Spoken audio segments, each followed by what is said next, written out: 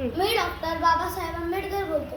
माझा जन्म 14 एप्रिल 1891 रोजी झाला.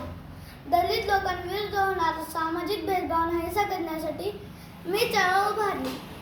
स्वातंत्र्य भारताचा मी पहिला कायदेमंत्री होतो.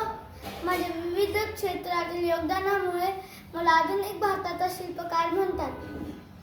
मी लिहिलेल्या संविधानामुळे आज या भारत देशाचा कारभार चालतो.